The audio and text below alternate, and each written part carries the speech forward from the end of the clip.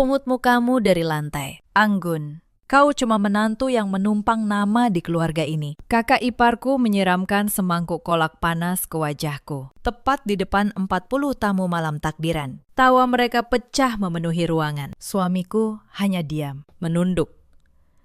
Seolah aku tak pernah ada. Tapi malam itu, tidak satu pun dari mereka tahu klinik yang mereka kira milik keluarga ini. Akta tanahnya, seluruh asetnya. Atas nama siapa sebenarnya? Dan tidak ada yang tahu bahwa ponsel di saku celemeku sedang merekam setiap kata yang mereka ucapkan. Halo, sahabat. Selamat datang kembali di kanal ini. Sebelum cerita dimulai, tekan tombol berlangganan dan nyalakan lonceng notifikasi, supaya kalian tidak ketinggalan kisah-kisah berikutnya. Tulis juga dari kota mana kalian menonton di kolom komentar.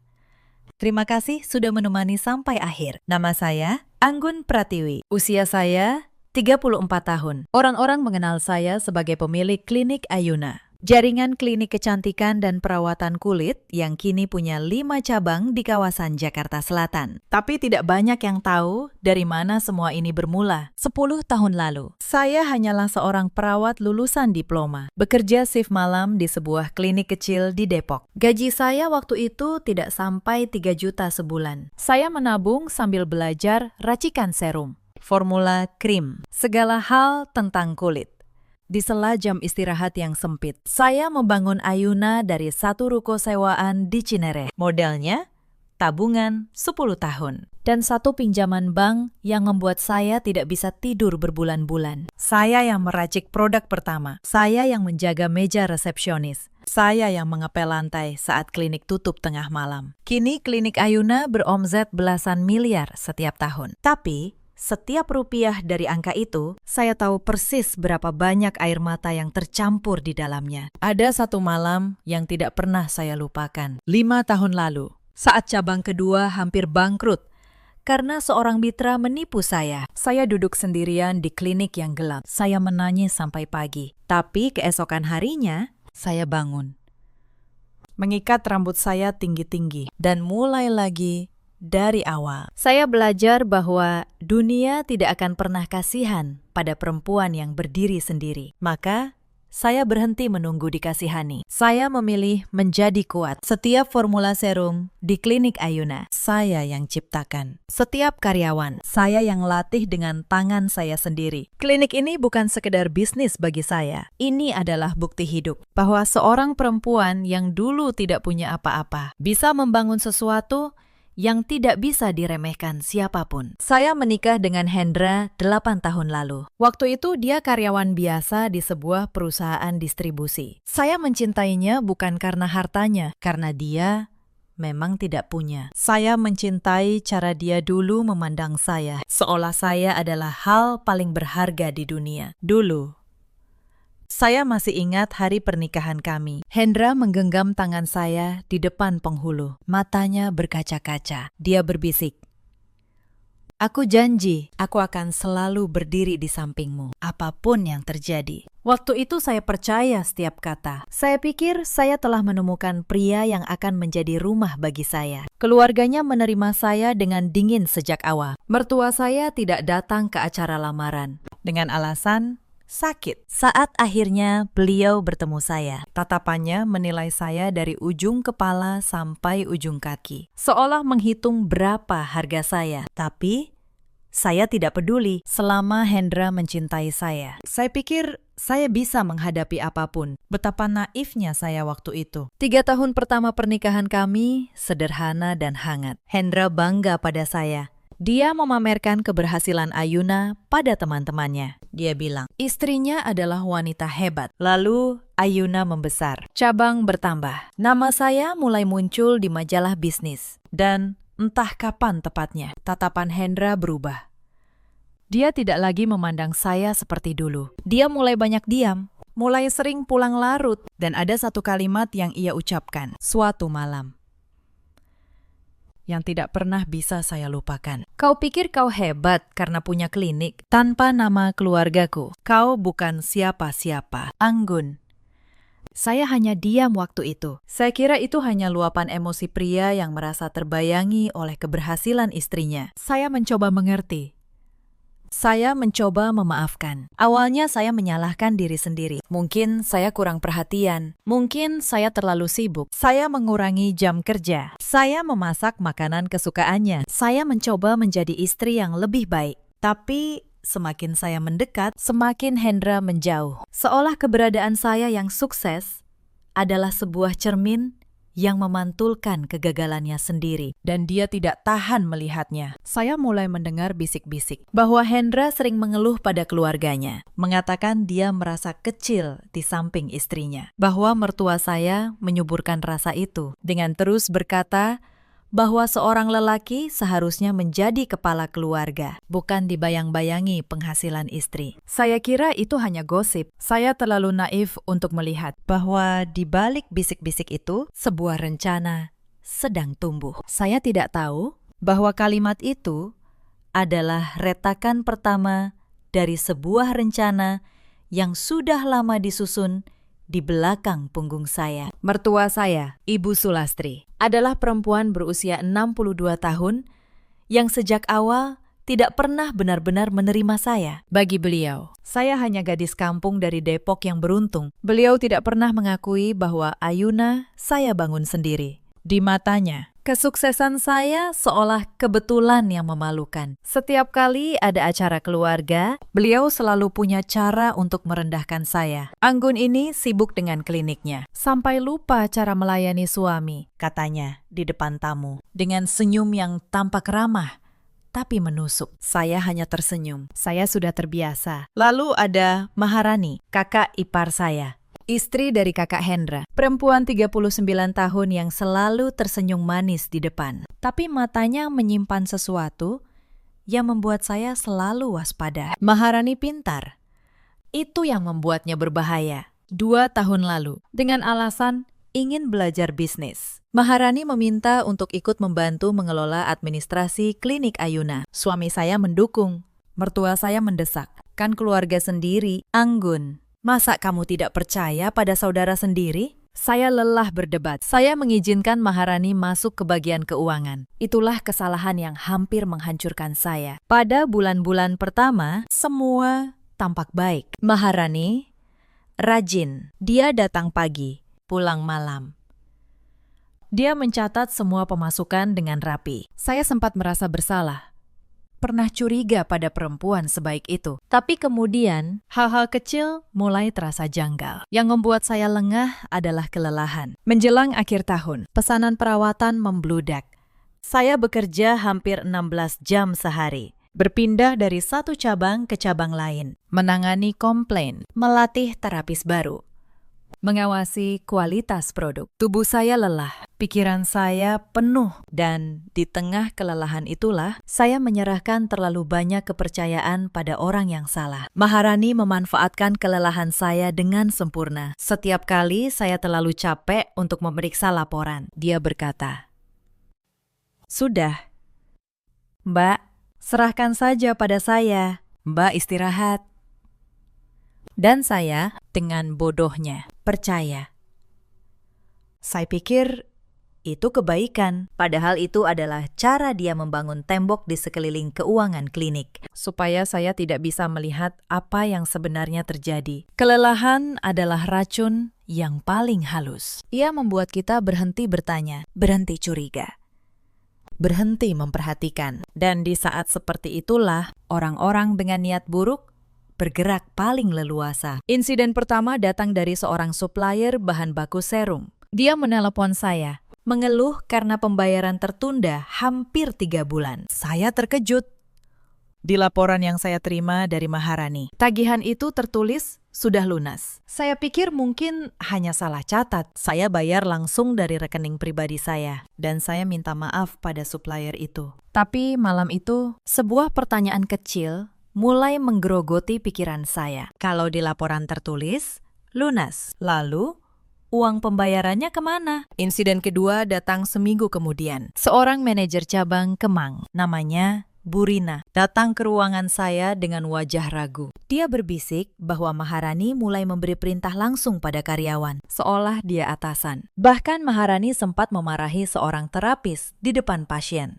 sampai terapis itu menangis. Mbak Anggun, "Maaf, saya lancang," kata Burina pelan. Tapi banyak karyawan lama yang mulai tidak nyaman. Beberapa sudah berniat mengundurkan diri. Saya berterima kasih pada Burina. Saya bilang akan mengurusnya. Tapi di dalam, kegelisahan saya bertambah. Insiden ketiga adalah yang membuat saya benar-benar mulai membuka mata. Suatu sore, saya iseng membuka laci meja Maharani saat dia sedang keluar. Saya hanya ingin mengambil stempel klinik. Tapi yang saya temukan adalah setumpuk nota pembelian dari sebuah supplier yang namanya tidak pernah saya kenal. PT Berkah Sentosa. Saya tidak pernah bekerja sama dengan perusahaan itu. Tapi nota-nota itu bernilai puluhan juta dan semuanya bertanda tangan Maharani. Saya menutup laci itu dengan tangan yang sedikit gemetar. Saya belum mengerti semuanya. Tapi saya tahu ada sesuatu yang sangat salah. Saya juga ingat satu detail kecil yang waktu itu saya abaikan. Beberapa minggu sebelum semuanya terbongkar, mertua saya tiba-tiba menjadi sangat ramah pada saya. Beliau mengirim makanan,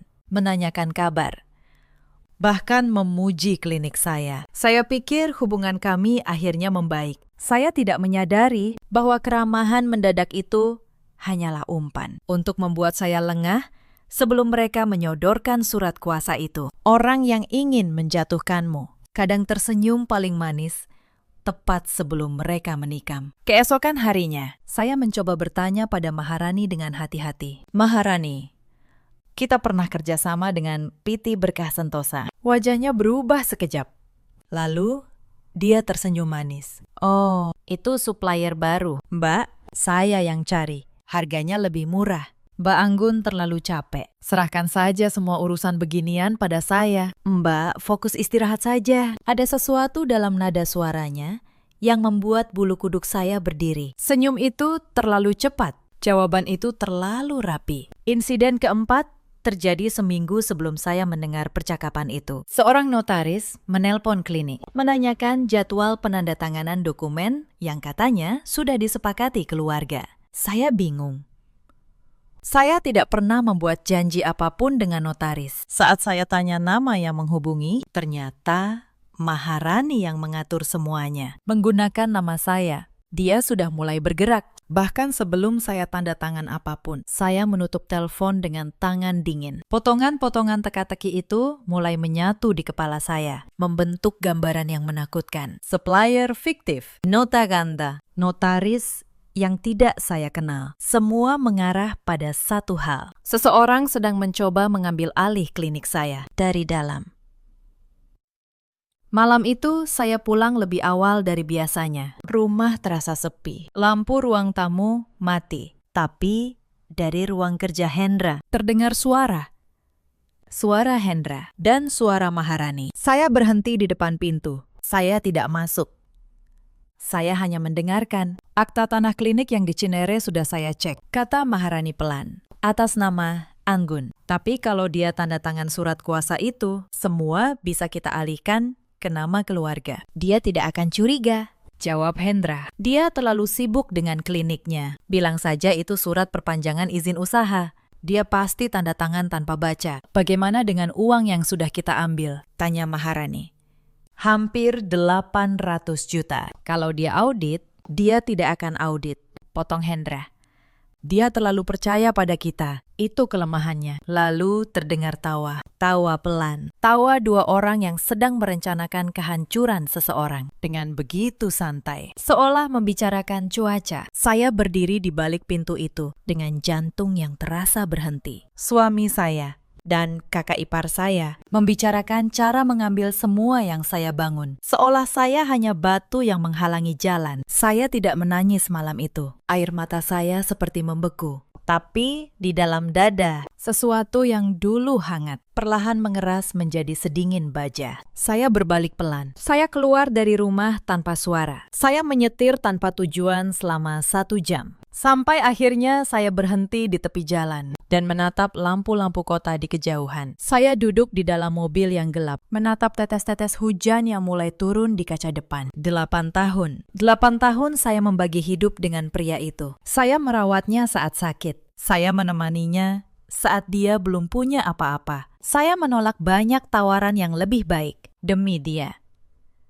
Dan inilah balasannya. Sebuah rencana untuk mencuri segalanya dari tangan saya. Saya teringat kata-kata almarhum ayah saya dulu. Beliau pernah berkata, "Nak, di dunia ini ada orang yang akan mencintaimu karena dirimu. Dan ada yang mencintaimu karena apa yang bisa mereka ambil darimu. Belajarlah membedakan keduanya sebelum terlambat." Saat itu saya tidak mengerti. Sekarang, dengan air mata yang menggenang, tapi tidak jatuh, saya akhirnya paham. Dan saya bersumpah pada diri saya sendiri malam itu juga. Saya tidak akan menyerahkan 1 rupiah pun dari apa yang saya bangun. Bukan karena uang, tapi karena harga diri saya sebagai perempuan yang berdiri di atas kaki sendiri. Dan saat itulah, untuk pertama kalinya, saya memutuskan satu hal. Saya tidak akan menjadi korban. Keesokan paginya, saya bersikap seolah tidak terjadi apa-apa. Saya menyiapkan sarapan. Saya mencium pipi Hendra sebelum dia berangkat. Saya tersenyum pada Maharani yang datang ke klinik. Tapi di dalam, saya sudah mulai bergerak. Hal pertama yang saya lakukan adalah menemui Pak Gunawan. Beliau pengacara senior, teman almarhum ayah saya. Orang yang sudah saya anggap seperti paman sendiri. Saya ceritakan semuanya, dari awal sampai akhir. Dengan suara yang berusaha tetap tenang, Pak Gunawan mendengarkan dengan wajah serius. Lalu beliau berkata, "Anggun, kabar baiknya. Semua aset Ayuna atas nama kamu. Akta, izin usaha, rekening utama, semua. Mereka tidak bisa mengambil apapun secara hukum, kecuali kamu sendiri yang menandatangani surat kuasa itu." "Lalu surat kuasa yang mereka rencanakan?" tanya saya. "Itulah jebakan mereka," jawab beliau. "Tugas kita sekarang adalah membiarkan mereka berpikir mereka menang, sambil kita kumpulkan bukti. Jangan tanda tangani apapun. Dan mulai sekarang, rekam semua. Setiap percakapan, setiap dokumen, setiap ancaman." "Ada satu hal lagi yang harus kamu pahami, Anggun," lanjut Pak Gunawan, menatap saya serius. "Mereka akan semakin menekan begitu mereka merasa kamu ragu. Kamu harus kuat. Jangan tunjukkan sedikit pun bahwa kamu sudah tahu. Karena begitu mereka curiga, mereka bisa menghancurkan bukti. Atau bahkan kabur dengan uang yang sudah mereka curi." Saya mengangguk. "Saya mengerti, Pakistan. Saya akan bermain sesuai keinginan mereka sampai waktunya tiba." Pak Gunawan tersenyum tipis. Sebuah senyum yang menyiratkan kebanggaan dan kekhawatiran sekaligus. "Ayahmu pasti bangga melihatmu sekarang. Tapi ingat, ini bukan soal balas dendam. Ini soal keadilan. Jangan biarkan amarah membuatmu kehilangan dirimu sendiri." Kata-kata itu menjadi pegangan saya selama berbulan-bulan setelahnya. Setiap kali saya merasa ingin berteriak, ingin membanting semuanya, saya mengingatnya. Ini bukan balas dendam, ini keadilan. Dan keadilan harus dijalankan dengan kepala dingin. Sejak hari itu, saya berubah menjadi orang lain. Di luar, saya tetap Anggun yang lembut, yang lelah, yang mudah dibujuk. Di dalam, saya seorang pemburu yang sabar. Saya mulai membawa perekam suara kecil kemana-mana. Saya pasang kamera pengaman tambahan di ruang keuangan klinik. Atas saran teknisi kepercayaan saya minta auditor independen memeriksa ulang seluruh pembukuan 2 tahun terakhir. Diam-diam.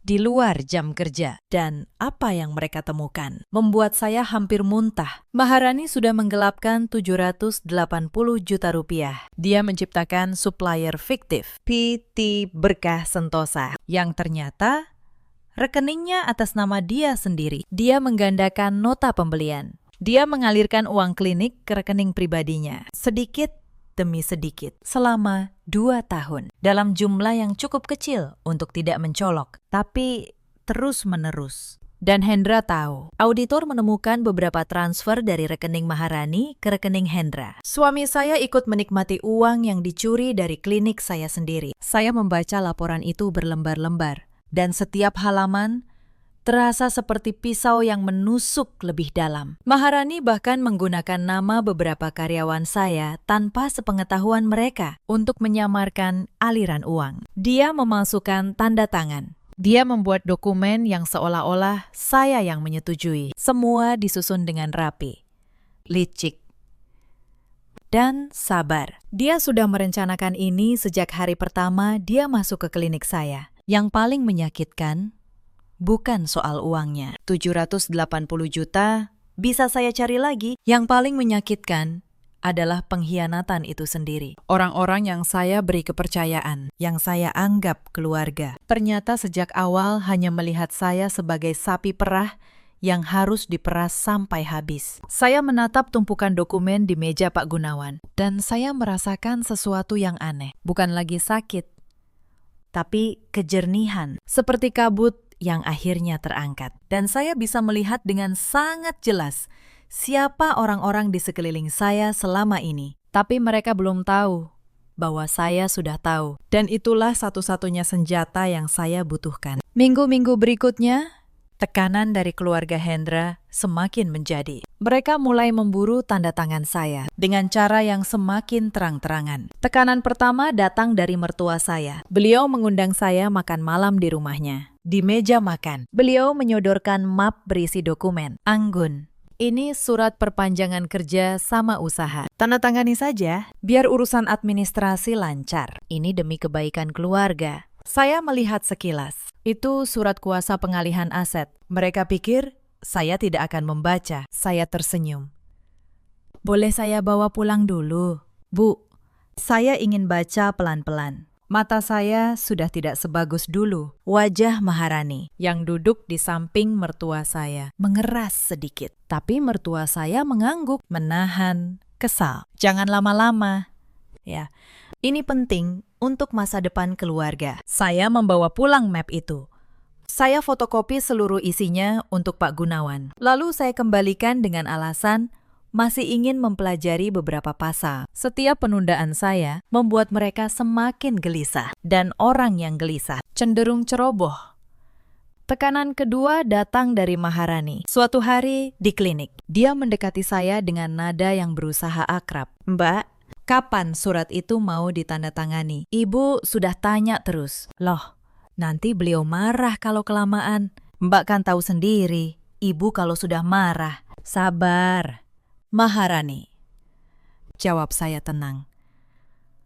Sebentar lagi, aku hanya ingin semuanya benar. Matanya menyipit sedikit, tapi dia tetap tersenyum. Permainan kesabaran ini ternyata juga membuat dia tidak nyaman. Tekanan ketiga dan yang paling kasar datang dari Hendra sendiri. Suatu malam, dia pulang dengan wajah keras. Sampai kapan kau mau menunda surat itu? Anggun, ibu sudah menunggu. Maharani sudah menyiapkan semuanya. Kau ini istri macam apa? Tidak mau membantu keluarga. Aku hanya ingin mengerti isinya. Mas, jawab saya tenang. Tidak ada yang perlu kau mengerti, bentaknya. Suaranya meninggi. Tanda tangani saja. Kau pikir kau bisa hidup tanpa keluargaku? Klinik itu tidak ada artinya tanpa nama kami. Saya menatapnya. Pria yang dulu memandang saya seperti harta paling berharga, kini berdiri di depan saya dengan mata penuh keserakahan. Dan untuk pertama kalinya, saya merasa benar-benar asing pada wajah yang sudah saya kenal selama 8 tahun. Baik, Mas, kata saya pelan. Beri aku waktu sampai setelah Lebaran. Setelah halal bihalal keluarga, aku akan tanda tangani di depan semua orang. Supaya semuanya jelas dan tidak ada yang merasa dirugikan. Hendra terdiam. Lalu tersenyum puas. Dia pikir dia menang. Dia tidak tahu bahwa saya baru saja menentukan panggung dan waktu untuk kehancuran mereka sendiri. Sementara mereka menunggu Lebaran dengan penuh kemenangan. Saya bekerja diam-diam di balik layar. Saya memindahkan rekening operasional klinik ke bank lain. Saya ganti seluruh sistem keuangan dengan software baru. Dengan alasan modernisasi. Saya batasi akses Maharani ke data keuangan, perlahan. Dengan alasan teknis yang masuk akal, saya kunci setiap pintu yang bisa mereka gunakan untuk lari, satu persatu. Tanpa mereka sadari, pintu-pintu itu sedang ditutup rapat. Setiap percakapan dengan Maharani, saya rekam. Setiap ancaman, Hendra, saya simpan.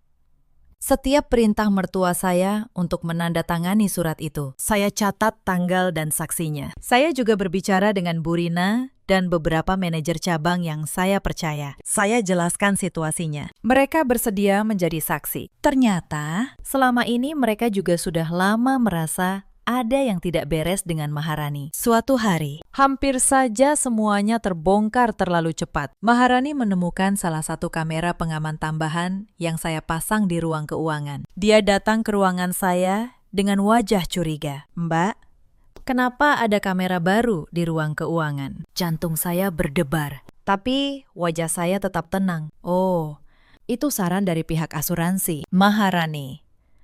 Untuk keamanan aset klinik. Semua cabang sekarang dipasang. Kenapa? Ada masalah." Dia menatap saya beberapa detik, mencari kebohongan di wajah saya. Tapi saya sudah terlalu lama berlatih menyembunyikan perasaan. Akhirnya, dia tersenyum tipis. "Tidak. Bagus kalau begitu." Dia berbalik pergi. Dan saat pintu tertutup, saya menghela napas panjang. Permainan ini berbahaya. Satu kesalahan kecil, dan semua kerja keras saya akan sia-sia. Tapi saya sudah terlalu jauh untuk mundur. Insiden berikutnya hampir membuat saya kehilangan kesabaran. Maharani mulai menyebarkan rumor di antara karyawan bahwa saya akan menjual klinik dan memecat semua orang. Beberapa karyawan datang pada saya dengan wajah cemas, menanyakan kebenaran rumor itu. Saya harus menahan amarah dan dengan tenang meyakinkan mereka bahwa itu tidak benar. Saya tahu apa yang Maharani lakukan. Dia mencoba menggoyahkan loyalitas karyawan, supaya jika nanti klinik berpindah tangan, tidak ada yang membela saya. Tapi dia salah perhitungan. Karyawan-karyawan saya yang sudah bertahun-tahun bekerja dengan saya lebih mengenal siapa saya daripada perempuan licik yang baru 2 tahun datang itu. Mereka justru melapor pada saya tentang setiap gerak-gerik mencurigakan Maharani. Tanpa sadar, Maharani sedang membantu saya membangun pasukan saksi. Saya juga harus berhati-hati di rumah. Setiap malam, saya harus memastikan perekam suara saya tersimpan di tempat yang aman. Setiap kali Hendra mendekati tas atau lemari saya, jantung saya berhenti sejenak. Hidup di bawah atap yang sama dengan musuh, sambil mengumpulkan bukti untuk menjatuhkannya, adalah hal tersulit yang pernah saya lakukan. Folder bukti di tangan Pak Gunawan semakin tebal. Beliau berkata, "Anggun, ini sudah lebih dari cukup. Penggelapan, pemalsuan dokumen, percobaan penipuan. Tinggal kita pilih kapan." "Setelah Lebaran, Pakistan," jawab saya. Saya ingin mereka merasa menang dulu, supaya jatuhnya terasa, dan tidak ada lagi yang bisa mereka sembunyikan. Di rumah, saya menyembunyikan semua bukti di tempat yang tidak akan pernah mereka duga. Bukan di lemari, bukan di laci, tapi di sebuah kotak penyimpanan kecil yang saya titipkan pada Pak Gunawan, dan salinan digital di sebuah penyimpanan awan, dengan kata sandi yang hanya saya yang tahu. Suatu malam, Hendra hampir menemukan perekam suara saya. Dia masuk ke kamar saat saya sedang memindahkan rekaman ke laptop. Saya buru-buru menutup layar dan berpura-pura sedang membaca laporan keuangan klinik. "Kerja terus," katanya sinis. "Bahkan di malam hari pun tidak bisa lepas dari klinik. Pantas saja keluarga kita berantakan." Saya hanya tersenyum tipis. "Iya, Mas. Sebentar lagi semua urusan klinik akan selesai. Aku janji." Dia tidak tahu betapa benar dan betapa mengancamnya kalimat saya itu. Dia berbalik pergi, membanting pintu. Dan saya menghela napas lega. Jantung saya berdebar kencang. Satu kali lagi, saya lolos. Tapi setiap hari, risikonya semakin besar. Saya tahu, saya harus segera mengakhiri semua ini sebelum mereka menyadari permainan yang sebenarnya. Tekanan keempat datang dengan cara yang paling menyakitkan. Pada sebuah acara arisan keluarga, mertua saya sengaja mempermalukan saya di depan para tante dan sepupu Hendra. Anggun ini sudah dikasih kepercayaan mengurus klinik keluarga, malah pelit. tidak mau berbagi dengan saudara. Dasar orang yang lupa asalnya. Semua mata memandang saya. Beberapa tante menggeleng-geleng, ikut menghakimi. Maharani duduk di sudut, menyembunyikan senyum puasnya di balik gelas teh. Saya hanya menunduk dan diam. Di dalam, saya mencatat setiap kata, setiap wajah. Setiap orang yang ikut menghina saya tanpa tahu kebenarannya. Saya tidak marah, saya hanya semakin yakin bahwa keputusan saya sudah benar. Orang-orang ini sudah lama menganggap saya tidak ada, kecuali ketika mereka membutuhkan sesuatu dari saya. Pulang dari arisan itu, saya menelpon Pak Gunawan. Pakistan. Saya sudah siap. Tidak ada lagi keraguan di hati saya. Malam-malam itu adalah malam tersunyi dalam hidup saya. Saya tidur di samping pria yang merencanakan kehancuran saya. Saya sarapan bersama orang-orang yang menganggap saya bodoh. Saya tersenyum. Padahal di dalam dada, saya menghitung mundur. Suatu malam, Hendra pulang dalam keadaan mabuk, sesuatu yang jarang dia lakukan. Dia duduk di tepi tempat tidur, dan tiba-tiba berkata dengan suara pelan, "Anggun, kau tahu, dulu aku benar-benar mencintaimu." Saya terdiam. Untuk sesaat, hati saya bergetar, dan sekarang, "Mas?" tanya saya. Dia tertawa pahit. "Sekarang aku tidak tahu lagi. Kau terlalu hebat, terlalu sukses. Di samping kamu, aku merasa seperti bukan siapa-siapa." Seorang lelaki tidak diciptakan untuk hidup di bawah bayang-bayang istrinya. Saya ingin sekali berkata bahwa keberhasilan saya seharusnya menjadi kebanggaan kita berdua, bukan ancaman.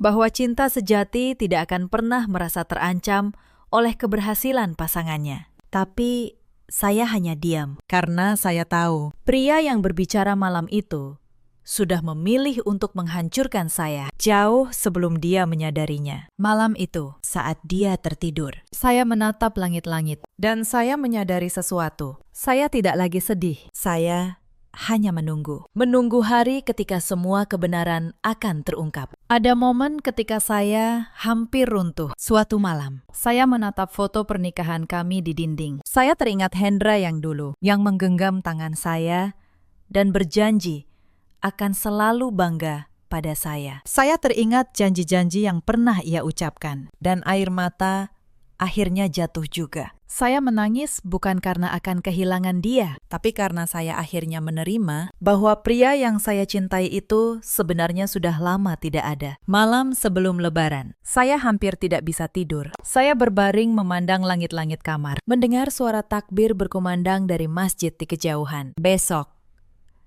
hidup saya akan berubah selamanya. Entah saya akan keluar sebagai pemenang atau hancur berkeping-keping. Saya berpikir tentang ibu saya yang sudah lama meninggal. Apa beliau akan bangga pada saya? Atau beliau akan sedih melihat putrinya harus melawan keluarganya sendiri? Saya berbisik pelan dalam doa, memohon kekuatan untuk apa yang akan saya hadapi besok. Di samping saya, Hendra tidur dengan tenang. Begitu tenang, seolah tidak ada beban di hatinya. Saya menatap wajahnya dalam gelap, dan saya menyadari saya sudah tidak merasakan apa-apa lagi. Tidak benci, tidak cinta.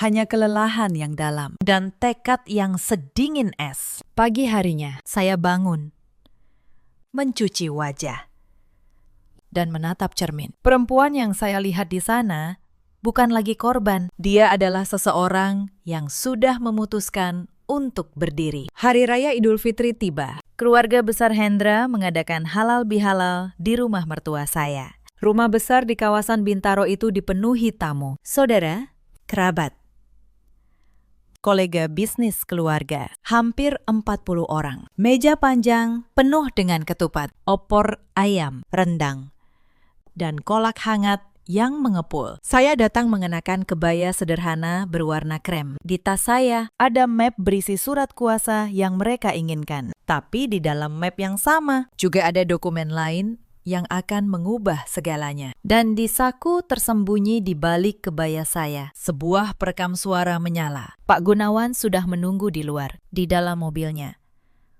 bersama 2 orang yang akan masuk ketika saya memberi tanda lewat pesan singkat. Suasana awalnya hangat, sungkeman, salam-salaman.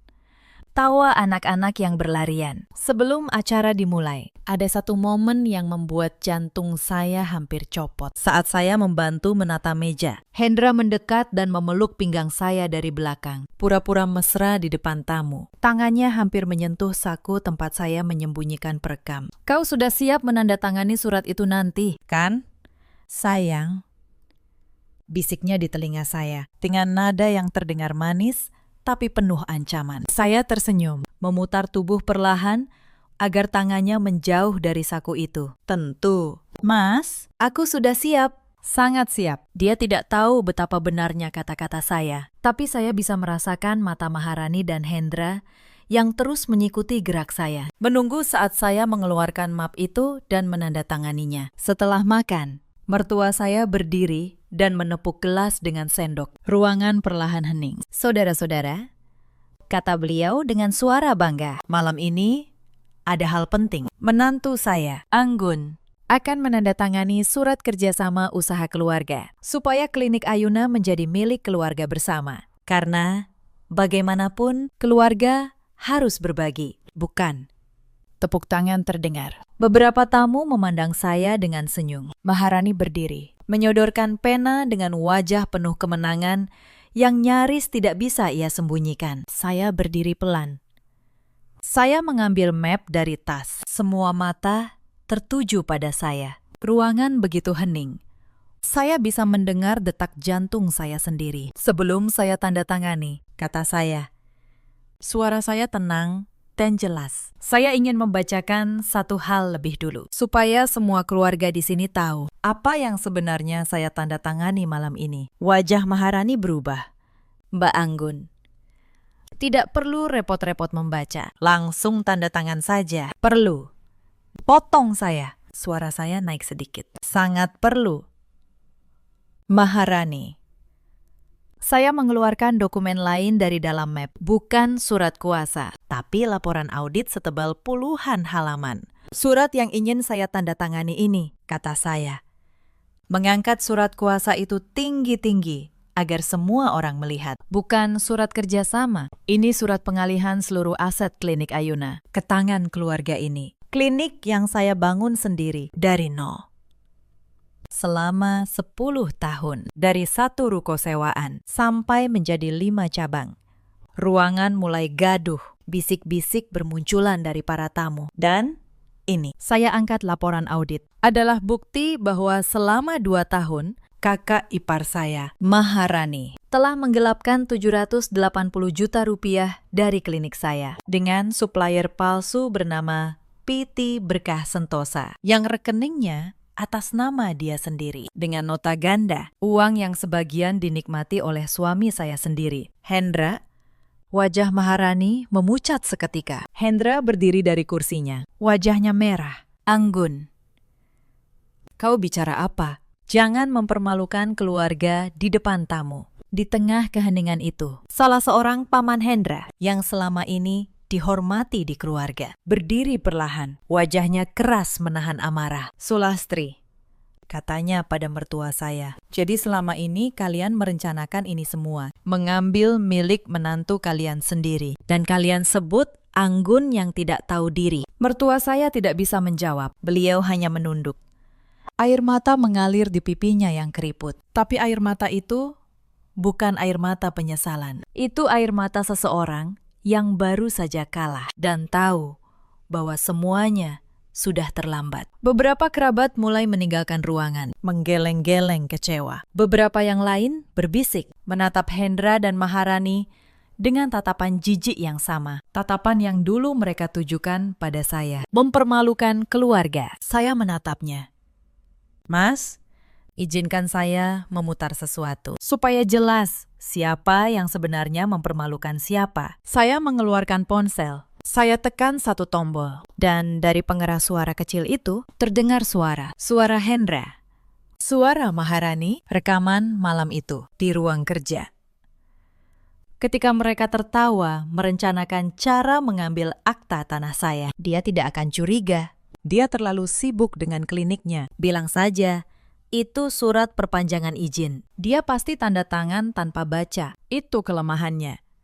Suara tawa mereka memenuhi ruangan yang kini sunyi total. 40 tamu terdiam, menoleh ke arah Hendra dan Maharani dengan wajah tidak percaya. Mertua saya jatuh terduduk di kursinya. Wajahnya pucat pasi. Tangannya gemetar memegang tepi meja. Maharani berteriak, "Itu rekayasa, itu suara palsu." Dia mengarang semuanya. Rekayasa, sebuah suara baru terdengar dari pintu. Pak Gunawan masuk ke ruangan. Diikuti 2 orang berpakaian rapi. "Selamat malam.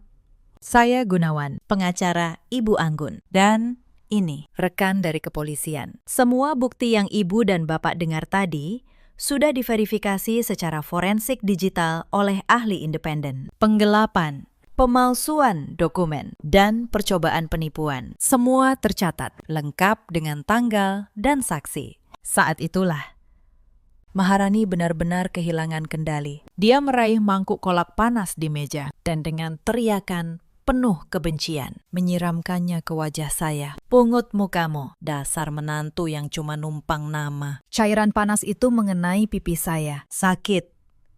Sangat sakit. Tapi saya tidak menjerit. Saya hanya menatapnya dengan tatapan yang membuat seluruh ruangan membeku. "Terima kasih, Maharani," kata saya pelan. Kolak masih menetes dari dagu saya. "Kamu baru saja melakukan penganiayaan di depan 40 saksi dan di depan kamera." Maharani menoleh. Baru menyadari ada kamera ponsel yang sejak tadi merekam dari sudut ruangan. Dipegang oleh Bu Rina, manajer cabang yang sudah saya minta hadir malam itu. Wajah Maharani hancur total. Saya melihat ke arah Hendra. Pria itu berdiri tanpa daya di tengah keluarganya yang kini memandangnya dengan jijik. Tidak ada lagi kesombongan di matanya. Hanya kekosongan seorang pria yang baru saja kehilangan segalanya dalam satu malam. "Mas," kata saya, "kau pernah bilang aku bukan siapa-siapa tanpa nama keluargamu. Malam ini, di depan seluruh keluargamu, mari kita lihat siapa yang sebenarnya menumpang nama." Saya berbalik. Saya berjalan keluar dari rumah itu, melewati tamu-tamu yang menatap saya dengan campuran kagum dan iba. Pak Gunawan berjalan di samping saya. Di belakang terdengar suara mertua saya menangis. Suara Maharani berteriak histeris. Suara Hendra memanggil nama saya berulang kali. Saya tidak menoleh. Tidak satu kali pun. Hari-hari setelah malam itu berjalan cepat. Maharani ditetapkan sebagai tersangka penggelapan dan pemalsuan dokumen. Bukti audit, mutasi rekening, dan rekaman terlalu kuat untuk dibantah. Pengacaranya mencoba berbagai cara. Tapi setiap bukti yang saya serahkan adalah fakta hukum yang tak terbantahkan. Diverifikasi oleh ahli forensik digital dan saksi-saksi yang kredibel. Hendra terseret sebagai pihak yang turut menikmati hasil kejahatan. Dan kemudian, atas penganiayaan yang ia biarkan terjadi di depan matanya, tanpa berbuat apapun, saya mengajukan gugatan cerai keesokan harinya. Pengadilan berjalan lancar. Karena seluruh aset Ayuna memang atas nama saya sejak awal. Tidak ada Rp1 pun yang bisa mereka klaim. Pak Gunawan menangani semuanya dengan tenang dan presisi. Rumah mewah keluarga Hendra di Bintaro, yang ternyata sebagian dibeli dari uang hasil penggelapan, akhirnya disita oleh negara sebagai barang bukti. Mertua saya, yang dulu memandang rendah gadis kampung dari Depok, kini tinggal di rumah kontrakan sederhana bersama anak-anaknya yang tidak lagi memiliki apa-apa. Pada sidang terakhir, saya melihat mereka semua untuk yang terakhir kalinya. Maharani dengan rompi tahanan berwarna oranye, wajahnya tirus. Matanya yang dulu penuh tipu daya, kini hanya menyisakan kekosongan. Hendra dengan wajah cekung, duduk dengan tangan terborgol. Mertua saya yang tampak 10 tahun lebih tua. Perhiasan emasnya sudah lama hilang. Kesombongannya runtuh oleh kenyataan. Jaksa membacakan dakwaan dengan suara lantang. Setiap kata, mulai dari rincian penggelapan sampai rekaman rencana mereka, jatuh seperti palu yang menghantam peti mati masa lalu mereka. Puncak dari persidangan adalah saat jaksa memutar rekaman audio yang saya kumpulkan. Suara Hendra dan Maharani tertawa saat merencanakan cara mempermalukan dan menjatuhkan saya kembali terdengar. Kali ini di ruang sidang yang dingin dan resmi. Ruangan sempat gaduh oleh gumaman pengunjung yang tidak percaya akan kekejian rencana itu. Lalu jaksa memutar rekaman video malam lebaran. Di layar monitor besar, terlihat dengan sangat jelas bagaimana Maharani mengangkat mangkuk kolak panas itu dan menyiramkannya ke wajah saya dengan penuh kesadaran. Suara teriakannya yang menghina terdengar jernih. Saya memejamkan mata sejenak, bukan karena tidak tahan, tapi karena saya ingin merasakan perbedaan antara rasa sakit di malam itu dengan kekuatan yang saya rasakan sekarang saat video berakhir. Keheningan total menyelimuti ruangan. Hakim ketua menatap kedua terdakwa dengan pandangan yang sangat tajam. Tidak ada lagi celah untuk berbohong. Setiap bukti yang saya serahkan adalah fakta yang tak terbantahkan. Hendra menatap saya. Bibirnya bergerak, seperti ingin berkata sesuatu. Mungkin permohonan. Saya tidak ingin tahu. Saya hanya menatapnya sebentar, lalu berbalik. Sama seperti malam itu, tanpa menoleh. Bekas luka di pipi saya kini hampir hilang, tertutup oleh perawatan dari klinik saya sendiri. Tapi bekas luka yang lebih dalam, di dada.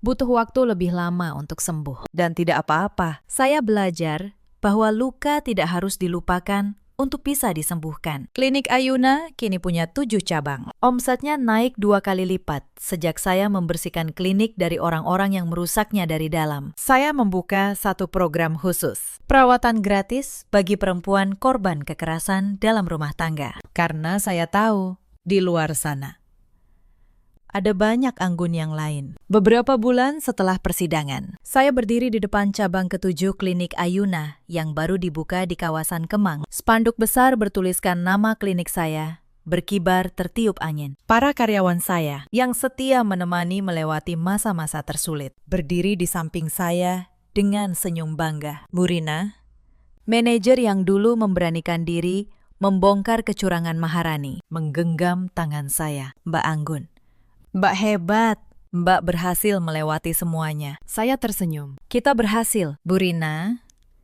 Bukan saya sendiri, kita. Malam itu, untuk pertama kalinya dalam waktu yang sangat lama, saya tidur dengan nyenyak. Tanpa rasa takut, tanpa harus berpura-pura, tanpa harus tidur di samping seseorang yang merencanakan kehancuran saya. Rumah saya yang baru, sebuah apartemen sederhana di kawasan Cinere. Tidak besar dan tidak mewah, tapi di sana, untuk pertama kalinya, saya merasa benar-benar aman, benar-benar bebas. Saya juga mulai membuka diri pada kehidupan yang baru. Saya menghabiskan lebih banyak waktu dengan teman-teman lama yang dulu saya abaikan karena pernikahan. Saya kembali melukis, hobi yang sudah lama saya tinggalkan. Perlahan, potongan-potongan diri saya yang dulu hilang mulai kembali. Cerita ini mengajarkan satu hal. Jangan pernah meremehkan perempuan yang membangun hidupnya dengan tangannya sendiri. Dan jangan pernah merasa bahwa kelembutan seseorang adalah tanda kelemahan. Karena terkadang orang yang paling tenang adalah orang yang paling siap. Ada banyak perempuan di luar sana yang seperti saya dulu, mencintai dengan tulus, lalu dikhianati oleh orang yang paling dipercaya. Ada juga banyak suami seperti Hendra yang merasa terancam oleh keberhasilan istrinya, hingga memilih menghancurkannya daripada bangga padanya. Dan ada pula para mertua, seperti Ibu Sulastri, yang membiarkan kebencian dan keserakahan membutakan mereka dari kebenaran. Pada akhirnya, mereka semua memetik apa yang mereka tanam. Kadang orang bertanya pada saya, apakah saya membenci mereka? Hendra, Maharani, mertua saya. Jujur, dulu saya pikir saya akan membenci mereka seumur hidup. Tapi waktu mengajarkan saya hal lain, saya tidak lagi membenci mereka. Karena membenci hanya akan mengikat saya pada masa lalu, pada luka yang ingin saya tinggalkan. Saya melepaskan mereka, bukan karena mereka layak dimaafkan, tapi karena saya layak untuk bebas. Mereka sudah memetik karma mereka sendiri. Dan itu bukan lagi urusan saya. Urusan saya adalah hidup yang ada di depan, bukan kepedihan yang ada di belakang. Dalam hidup, Kita selalu punya pilihan. Kita bisa memilih untuk diam dan menjadi korban, atau kita bisa memilih untuk berdiri dengan tenang dan membiarkan kebenaran berbicara dengan sendirinya. Saya memilih untuk berdiri, dan saya tahu kebenaran itu, cepat atau lambat, selalu menemukan jalannya untuk terungkap ke permukaan. Ceritakan kisah kalian di kolom komentar. Bagikan video ini jika kalian percaya bahwa keadilan, meski lambat, selalu menemukan jalannya. Terima kasih sudah menemani saya sampai akhir. Malam itu, rumah keluarga Pratama penuh tawa. Mereka menyalakan lampu teras, memanggang sate, dan bersulang seolah baru memenangkan sesuatu yang besar. Surat cerai sudah ditandatangani siang tadi. Bagi mereka, saya sudah pergi dengan tangan kosong. Tidak ada rumah, tidak ada tanah, tidak ada apapun. Ibu mertua saya mengangkat gelasnya tinggi-tinggi. Katanya, akhirnya rumah ini bersih dari menantu yang cuma numpang. Mereka tertawa. Mereka mengira tanah seluas itu. Tanah di pondok yang nilainya hampir 120 miliar rupiah. Sudah resmi jatuh ke tangan mereka. Tapi 2 jam kemudian, notaris menelpon. Lalu pegawai Badan Pertanahan menelpon. Dan satu persatu, wajah di meja itu berubah pucat. Karena nama yang tertera di sertifikat tanah itu dari awal sampai akhir bukan nama mereka. Halo, sahabat kisah nyata. Selamat datang kembali di kanal ini, tempat kita merenungkan kisah-kisah rumah tangga yang penuh luka, pengkhianatan, dan karma yang datang tepat pada waktunya. Kalau kalian belum subscribe, tekan tombol merah itu dan nyalakan lonceng agar tidak ketinggalan cerita selanjutnya. Mari kita mulai.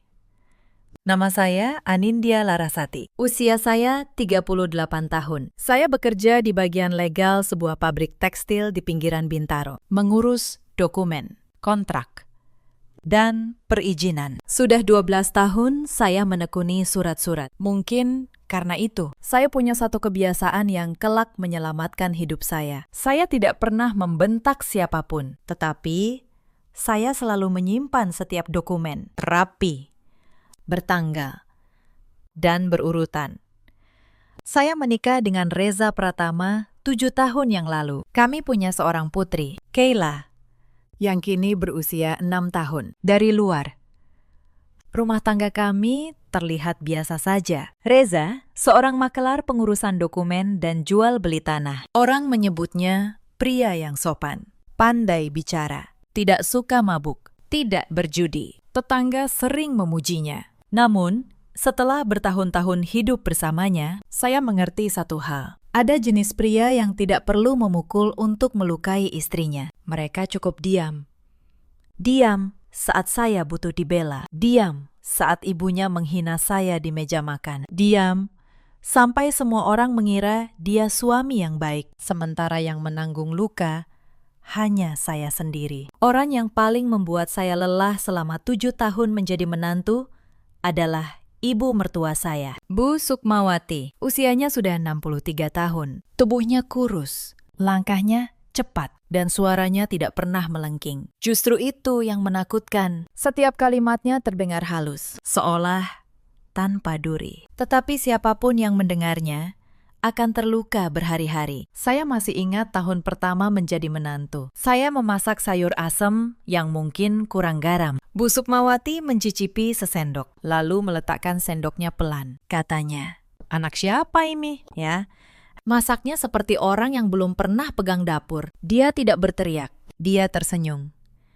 Justru senyum itu yang membuat saya menunduk, menyembunyikan mata yang panas. Kalau saya pulang kerja terlambat, dia akan berkata di depan tamu, "Perempuan yang sudah bersuami dan punya anak harusnya tahu diri, pulang malam-malam. Nanti orang ngomong." Ketika saya melahirkan Kayla, dia tidak pernah terang-terangan menyebut soal anak laki-laki. Tetapi setiap pulang dari kondangan, dia akan berkata setengah bercanda, "Rumah orang ramai, ada cucu laki-laki, lengkap rasanya." Saya menelan semua itu. Saya selalu menghibur diri. Ibu mertua sudah tua. Mungkin maksudnya baik, mungkin dia hanya kaku. Selama bertahun-tahun, saya memaafkan 9 dari 10 kesalahan dengan kalimat yang sama, berulang-ulang.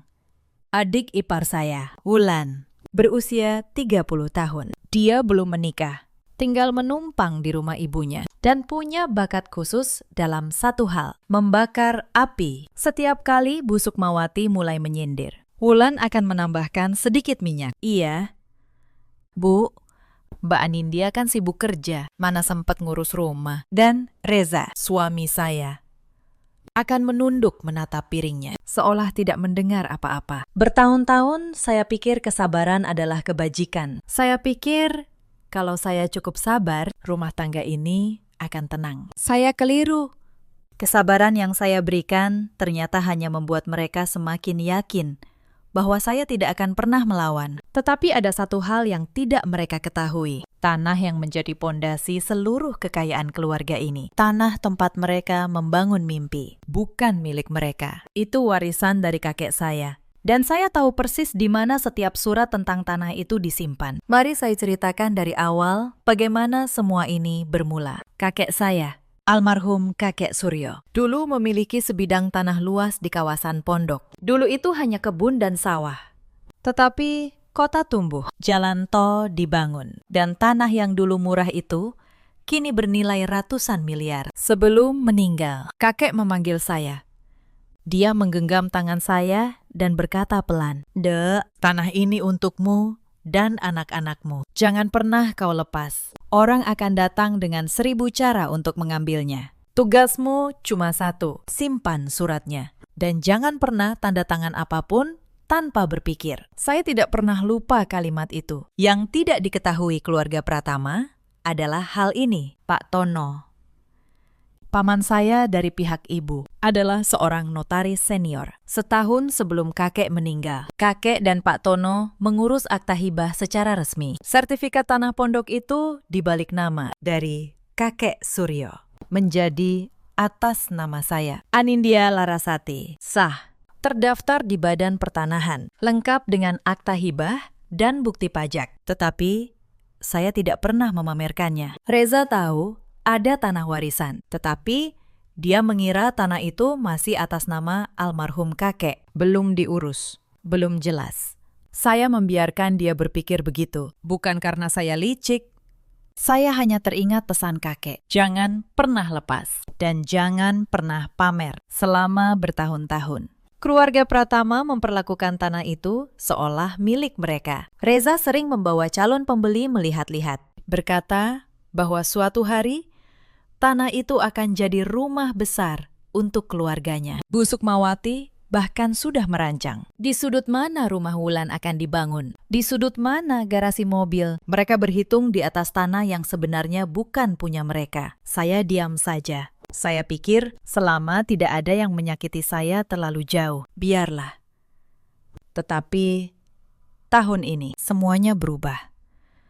Bapak mertua saya, Pak Hardi, meninggal dunia karena sakit jantung. Kepergiannya seharusnya menyatukan keluarga. Justru sebaliknya, kematian beliau membuka pintu serakah yang selama ini ditahan-tahan. 7 hari setelah pemakaman Pak Hardi, suasana rumah masih dipenuhi bau kembang dan dupa. Saya sedang membantu Mbak Asih, pembantu yang sudah belasan tahun ikut keluarga itu, membereskan gelas-gelas bekas tamu. Saat itulah Bu Sukmawati memanggil saya ke ruang tengah. Di sana sudah ada Reza, Wulan, dan 2 orang yang tidak saya kenal. Di atas meja tergeletak setumpuk kertas. "Anindya," kata Bu Sukmawati dengan suara tenangnya yang biasa. "Mumpung semua kumpul, ada yang harus diberesin. Soal tanah pondok itu," saya duduk perlahan. Saya tidak berkata apa-apa. Saya hanya menatap kertas-kertas itu. "Sekarang Bapak sudah tidak ada," lanjutnya. "Tanah itu kan peninggalan keluarga. Biar rapi. Kamu tanda tangan surat pelepasan ini. Nanti tanah dibalik nama ke Wulan. Biar gampang ngurusnya. Toh kamu perempuan. Sebentar lagi cerai pun bisa." Kata cerai itu meluncur begitu enteng, seolah sudah lama mereka rencanakan. Saya merasakan dingin menjalar di tengkuk, tetapi wajah saya tetap datar. Reza menyahut pelan, "Iya, demi nama baik keluarga. Min, jangan bikin ribet." Saya memandangi suami saya, pria yang 7 tahun tidur di sebelah saya. Dia tidak berani menatap mata saya. Saya berkata, "Saya pelajari dulu suratnya." "Ya, Bu, tidak baik tanda tangan dokumen tanpa dibaca. Wajah Bu Sukmawati mengeras sedikit, tetapi dia tersenyum. Ya sudah, jangan lama-lama. Keluarga ini butuh kepastian. Malam itu, saya membawa salinan surat itu pulang ke kamar. Saya membacanya kalimat demi kalimat. Surat itu menyebutkan bahwa saya, sebagai menantu, melepaskan segala hak atas tanah pondok kepada keluarga Pratama. Yang membuat saya hampir tertawa getir adalah satu hal. Surat itu ditulis seolah-olah tanah itu milik keluarga Pratama. Dan saya hanya menumpang klaim. Mereka bahkan tidak tahu bahwa sertifikat asli tanah itu sudah lama atas nama saya. Beberapa hari berikutnya, Wulan mulai bergerak. Dia datang ke kamar saya membawa map coklat. Di dalamnya ada surat keterangan tanah, lengkap dengan peta bidang, yang menyatakan batas-batas tanah pondok sebagai bagian dari warisan almarhum Pak Hardi. Ini bukti dari pihak desa. Mbak, kata Wulan dengan nada manis yang dibuat-buat, tanah itu memang masuk warisan Bapak. Mbak nggak punya hak apa-apa sebenarnya. Saya membalik-balik kertas itu. Saya tahu betul bagaimana dokumen tanah yang sah seharusnya terlihat. Surat di tangan Wulan itu tidak punya nomor sertifikat, tidak punya stempel Badan Pertanahan, hanya tanda tangan kepala dusun yang entah didapat bagaimana. Itu kertas palsu yang dibuat untuk menakut-nakuti saya. Saya mengembalikan map itu pelan. Terima kasih, Wulan.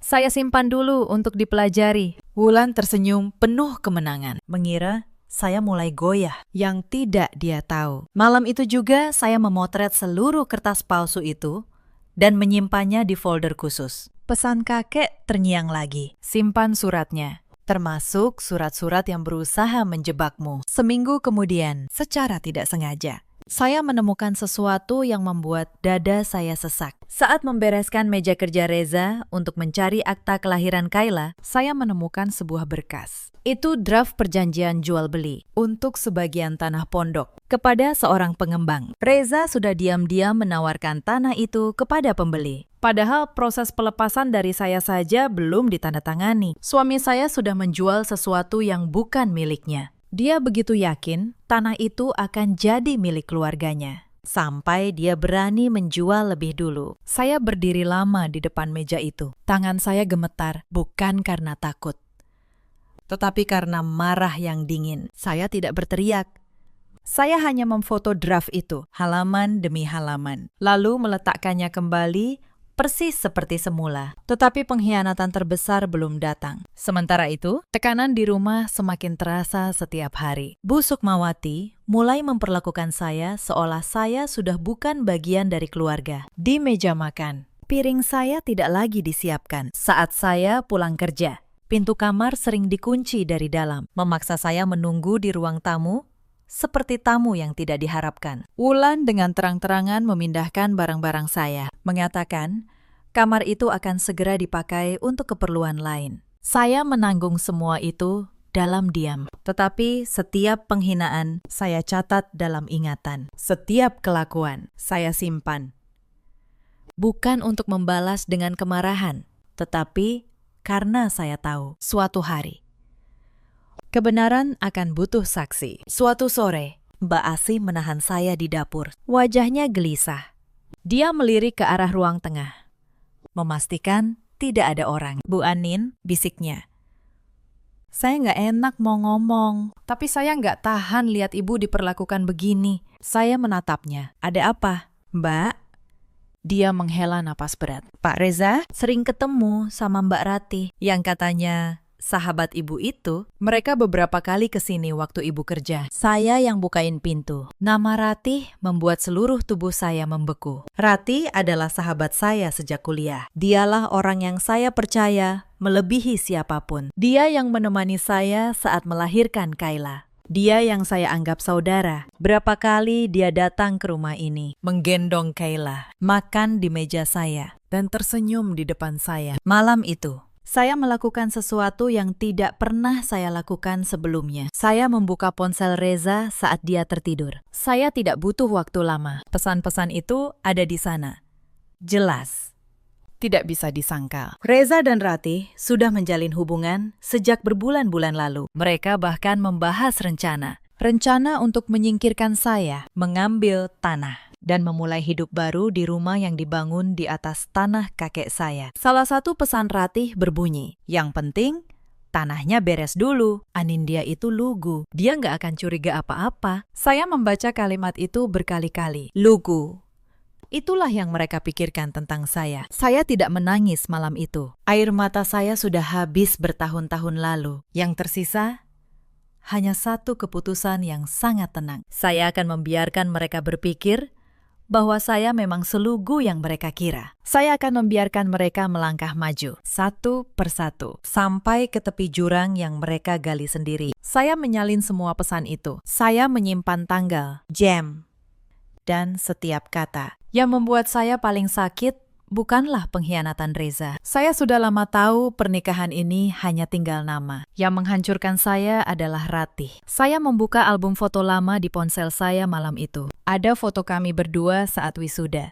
Ada foto dia menggendong Kayla yang baru lahir. Tersenyum bahagia. Ada pesan-pesan lamanya yang penuh perhatian saat saya sedang terpuruk. Semua kehangatan itu ternyata bisa berubah menjadi pisau. Saya menatap foto-foto itu lama. Lalu satu persatu saya hapus. Bukan karena benci, tetapi karena saya tahu perempuan dalam foto itu sudah tidak ada lagi. Yang tersisa hanya orang asing yang kebetulan pernah saya percaya. Beberapa hari kemudian, Bu Sukmawati mengadakan acara kumpul keluarga besar. Banyak kerabat datang. Di tengah keramaian, dengan suara yang cukup terdengar oleh semua tamu, dia berkata, "Untung keluarga kita masih punya tanah pondok. Itu yang bikin kita terpandang. Coba kalau menantu yang numpang ini sampai berani klaim, malu kita." Beberapa kerabat melirik saya. Saya duduk diam, memegang gelas teh, tersenyum tipis. Di dalam, saya menghitung. Tinggal beberapa langkah lagi. Wulan menambahkan dengan keras. "Iya, Bu, Mbak Anindya kan cuma menantu. Mana ngerti soal tanah. Biar laki-laki yang urus." Reza di sudut ruangan, tertawa kecil bersama mereka. Tertawa di depan istrinya sendiri. Saya hanya berkata dalam hati, tertawalah selagi bisa. Puncaknya datang 2 minggu kemudian. Suatu malam, saya pulang kerja dan menemukan koper saya sudah dikeluarkan dari kamar, tergeletak di teras. Di ruang tamu, duduk Reza, ibunya, Wulan, dan Ratih. Ya, Ratih, sahabat saya. Duduk di sofa rumah itu, seolah dialah nyonya rumah yang baru. Reza berdiri. Suaranya datar dan dingin. "Nin, kita sudah nggak cocok. Sebaiknya kamu pulang ke rumah ibumu dulu. Surat cerai akan saya urus. Kayla biar tinggal di sini." Bu Sukmawati menyahut. "Sudah, nggak usah banyak omong. Kamu memang nggak pantas di keluarga ini dari awal." Ratih, sahabat saya, menatap saya dengan tatapan yang dibuat-buat sedih. Katanya pelan, "Maaf ya, Nin. Kadang hidup memang begini." Saya berdiri di ambang pintu, menatap mereka berempat satu persatu. Hati saya seharusnya hancur, tetapi anehnya saya merasa sangat tenang karena saya tahu sesuatu yang tidak mereka tahu. Mereka mengira sedang mengusir saya dari rumah mereka, padahal mereka sedang berdiri di atas tanah yang setiap jengkalnya atas nama saya. Saya hanya berkata, "Baik, saya pergi." Tapi Kayla ikut saya. Saya menggandeng tangan anak saya, mengambil koper, dan keluar tanpa menoleh. Di belakang saya, terdengar tawa kecil mereka. Mereka pikir mereka menang. Malam itu, saya dan Kayla menginap di rumah ibu saya. Setelah menidurkan Kayla, saya menelpon satu nomor yang sudah lama saya simpan. Nomor Pak Tono, paman saya, sang notaris. Pak Tono mengangkat telepon, meski sudah larut. Suaranya yang berat menenangkan saya. "Anindya, ada apa?" "Dek, kamu menangis." "Tidak, Paman," jawab saya.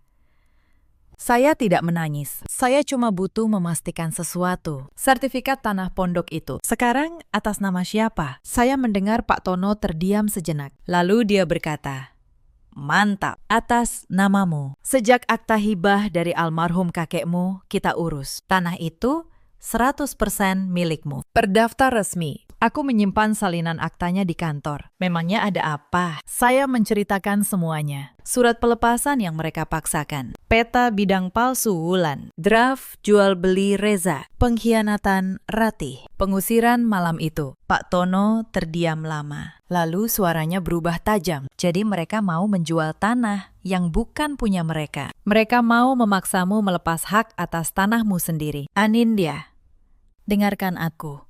Jangan tanda tangani apapun. Besok pagi, datang ke kantorku. Kita siapkan semuanya. Mereka sudah melangkah terlalu jauh. Keesokan paginya, saya datang ke kantor Pak Tono. Di sana, di atas meja, terbentang semua yang saya butuhkan. Sertifikat hak milik atas nama Anindya Larasati. Akta hibah dari kakek Suryo. Ditandatangani di hadapan notaris. Sah secara hukum. Bukti pembayaran pajak bumi dan bangunan selama bertahun-tahun. Semuanya atas nama saya. Yang diam-diam saya bayar sendiri. Pak Tono menjelaskan dengan tenang. Tanah ini milikmu mutlak. Surat pelepasan yang mereka buat tidak ada artinya. Karena mereka memaksamu melepas sesuatu yang memang sudah punyamu. Draft jual beli suamimu itu cacat hukum karena dia menjual properti tanpa hak. Bahkan, kalau kau mau, kita bisa laporkan upaya pemalsuan dokumen oleh adik iparmu. Saya menatap tumpukan dokumen itu. Inilah senjata yang kakek titipkan kepada saya bertahun-tahun lalu. Bukan kemarahan, bukan teriakan, hanya kertas, tanggal, dan tanda tangan yang sah. Paman, kata saya pelan. Saya tidak mau buru-buru. Saya mau mereka merasakan dulu kemenangan palsu itu. Biar mereka rayakan. Baru kita datang. Pak Tono menatap saya, lalu tersenyum kecil. Kau memang cucu kakekmu. Dan benar saja. Tidak sampai seminggu kemudian, kabar itu sampai ke telinga saya melalui Mbak Asih. Keluarga Pratama mengadakan syukuran. Mereka mengundang kerabat, tetangga, bahkan rekan bisnis Reza. Acara itu dirayakan untuk dua hal sekaligus. Pertama, perceraian saya yang katanya sudah final. Kedua, rencana pembangunan rumah besar di Tanah Pondok yang akan dimulai bulan depan. Ratih, kabarnya, sudah resmi tinggal di rumah itu. Dia bahkan sudah memilih warna cat kamar utama. Saya mendengar semua itu dengan tenang. Lalu saya menelpon Pak Tono. Paman, mereka mengadakan syukuran besok malam. Banyak tamu. Saya rasa itu waktu yang tepat. Pak Tono menjawab, aku akan bawa salinan resmi semua dokumen. Aku juga akan minta rekan dari Badan Pertanahan ikut, supaya tidak ada yang bisa berkilah. Kita datang bukan untuk membuat keributan. Ndek. Kita datang membawa kebenaran di atas kertas. Malam syukuran itu, rumah keluarga Pratama bermandikan cahaya. Lampu-lampu dipasang di sepanjang teras. Meja panjang penuh dengan rendang, opor, dan kue-kue. Tamu berdatangan, memberi selamat. Bu Sukmawati mengenakan kebaya terbaiknya, berkeliling menyapa tamu dengan wajah berseri. Wulan sibuk berfoto. Reza berdiri di tengah ruangan, dengan Ratih di sisinya, menyambut tamu, seolah mereka pasangan yang baru saja memenangkan hidup. Di tengah keramaian itulah, tepat ketika Bu Sukmawati mengangkat gelas untuk berpidato, pintu pagar terbuka. Saya masuk. Di belakang saya, Pak Tono dengan map kulit hitamnya dan seorang pegawai Badan Pertanahan berseragam rapi. Suasana langsung berubah. Tawa berhenti. Tamu-tamu saling pandang. Bu Sukmawati menurunkan gelasnya. Wajahnya berubah masam. Mau apa kamu kesini? Tanyanya tajam. Sudah bukan keluarga, masih berani datang. Saya tersenyum tenang. Saya datang justru karena ada urusan keluarga. Soal tanah pondok yang sedang kalian rayakan ini. Reza melangkah maju. Wajahnya gusar. Nin, jangan bikin malu. Tanah ini sudah jelas. Pulanglah. Pak Tono maju selangkah. Suaranya berwibawa memenuhi ruangan. Maaf, saya Tono, notaris. Saya rasa ada baiknya semua yang hadir mendengar ini. Karena banyak dari Bapak dan Ibu di sini. Saya dengar. Diundang untuk merayakan tanah yang sebentar lagi akan dibangun. Saya membuka map saya.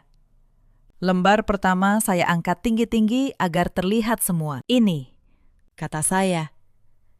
Sertifikat hak milik tanah pondok. Tolong dibaca. Atas nama siapa? Seorang kerabat yang berdiri dekat mencondongkan badan, membaca. Lalu bergumam. Anindya Larasati. Hening sejenak. Lalu, bisik-bisik mulai menyebar. Bu Sukmawati merebut kertas itu dari pandangan. Matanya membaca cepat. Wajahnya yang tadi berseri perlahan memucat. Ini pasti palsu, katanya. Suaranya mulai goyah. Pegawai Badan Pertanahan angkat bicara dengan tenang. Mohon maaf, Bu, sertifikat ini terdaftar resmi di sistem kami. Tanah pondok dengan nomor bidang ini sah atas nama Ibu Anindya Larasati sejak akta hibah dari almarhum Bapak Suryo. Tidak ada pelepasan, tidak ada peralihan ke pihak lain. Kami sudah memverifikasi sebelum datang. Wulan melompat berdiri. Tidak mungkin. Itu warisan bapak kami. Saya punya suratnya. Saya mengeluarkan kertas kedua. Maksud kamu surat ini? Wulan. Saya angkat peta bidang palsu yang dulu dia berikan ke kamar saya. Surat tanpa nomor sertifikat. Tanpa stempel, Badan Pertanahan. Hanya tanda tangan kepala dusun. Bapak dari Pertanahan. Tolong dijelaskan. Dokumen seperti ini sah atau tidak? Pegawai itu melihat sekilas, lalu menggeleng. Ini bukan dokumen yang sah. Bahkan, membuat dokumen tanah palsu untuk mengklaim hak orang lain bisa masuk ranah pidana pemalsuan. Wajah Wulan langsung kehilangan warna. Dia mundur, terduduk di kursi. Saya belum selesai. Saya menatap Reza, suami saya, yang berdiri kaku. Dan ini, kata saya, mengeluarkan lembar ketiga, draft perjanjian jual beli sebagian tanah pondok kepada pengembang. Ditandatangani siapa? Reza Pratama, suami saya, menjual tanah yang bukan miliknya tanpa sepengetahuan pemilik sah. Mas Reza, kamu menjual tanah saya di belakang saya. Tamu-tamu mulai berbisik makin keras. Beberapa menggeleng. Wajah Reza memerah, lalu memutih. Dia membuka mulut, tetapi tidak ada kata yang keluar. Bu Sukmawati mencoba menyelamatkan keadaan. Anindya, ini kan masih keluarga. Bisa dibicarakan baik-baik. Tidak usah dibesar-besarkan di depan tamu. Saya menatapnya. Untuk pertama kalinya dalam 7 tahun. Saya menatap matanya tanpa menunduk. Bu, kata saya pelan. Selama 7 tahun saya menunduk di meja makan ini. Saya ditertawakan karena masakan saya. Saya disindir karena tidak punya anak laki-laki. Saya disebut menantu yang cuma numpang. Malam itu, koper saya kalian lempar ke teras. Sekarang saya tanya, siapa yang sebenarnya numpang di tanah ini? Tidak ada yang menjawab. Ruangan itu sunyi. Lalu saya berpaling kepada Ratih, sahabat saya, perempuan yang dulu menggendong anak saya. Dan kamu, Ratih, kata saya.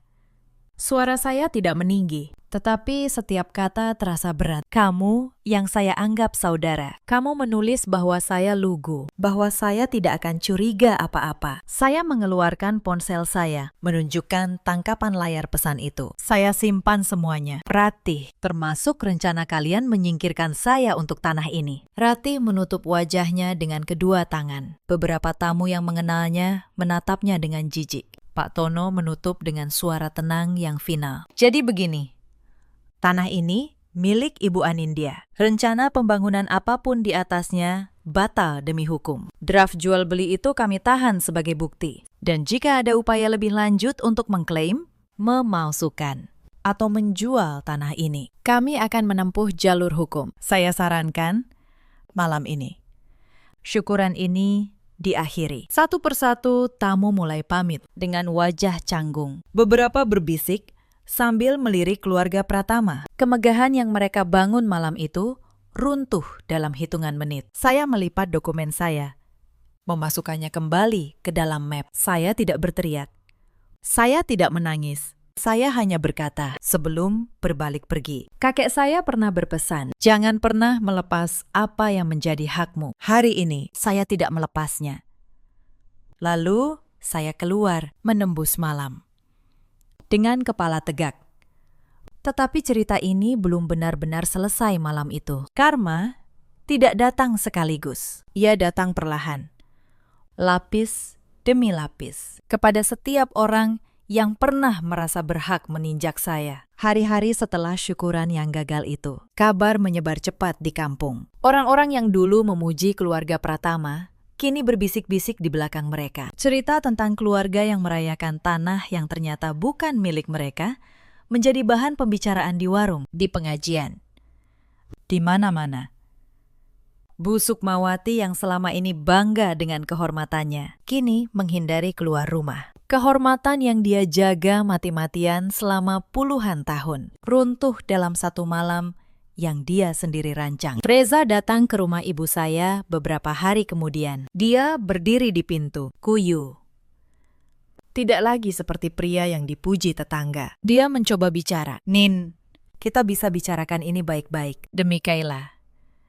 Demi keluarga kita. Saya menatapnya dari balik pintu. Keluarga kita. Mas, keluarga itu kamu hancurkan sendiri. Jauh sebelum malam syukuran itu. Saat kamu diam setiap kali ibumu menghina saya. Saat kamu menjual tanah saya di belakang saya. Saat kamu membawa Ratih ke rumah kita. Kamu tidak punya hak menyebut kata keluarga di depan saya. Dia menunduk. Aku hilaf. Min, hilaf itu sekali, kata saya.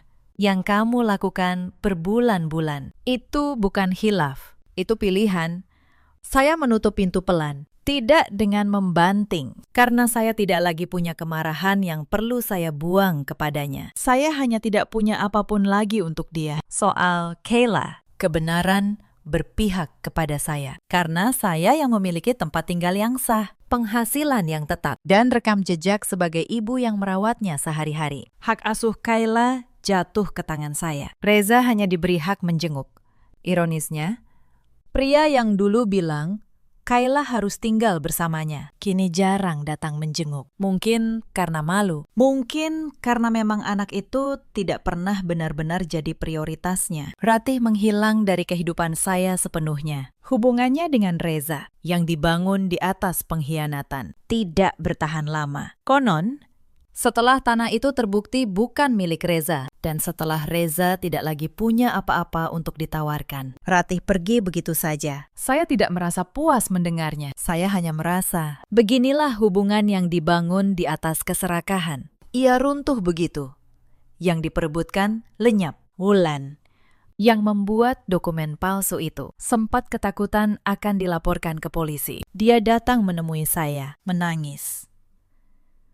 Memohon agar tidak diperkarakan. Saya menatapnya lama.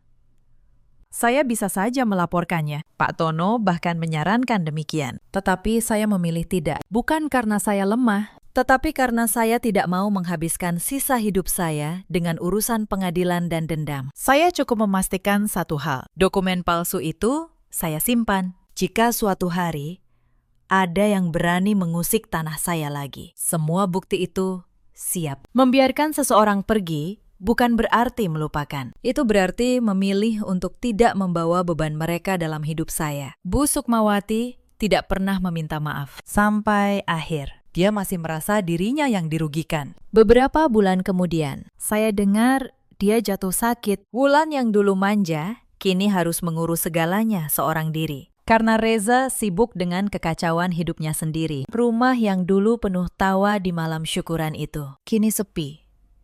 Saya tidak datang.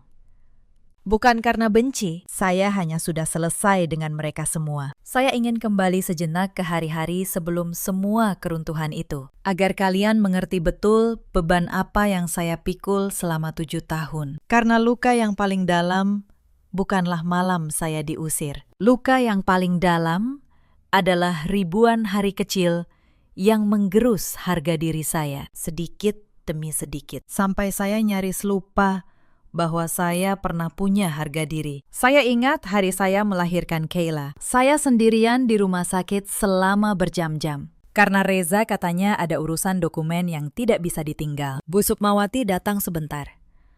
Melihat bayi perempuan saya, lalu berkata, "Perempuan, ya sudah.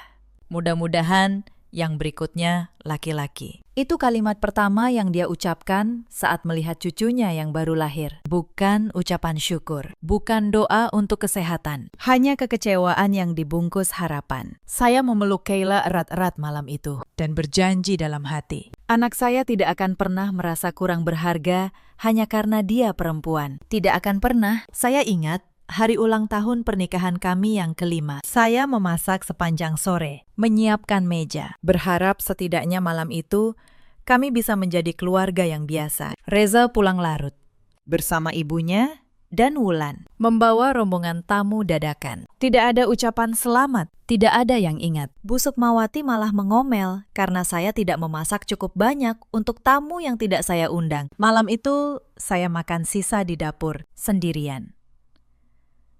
Setelah semua orang tidur, saya tidak menangis. Saya hanya merasa sangat lelah. Saya ingat bagaimana setiap gaji saya selalu ditanya, bukan oleh Reza saja, tetapi oleh ibunya. Gaji kamu berapa?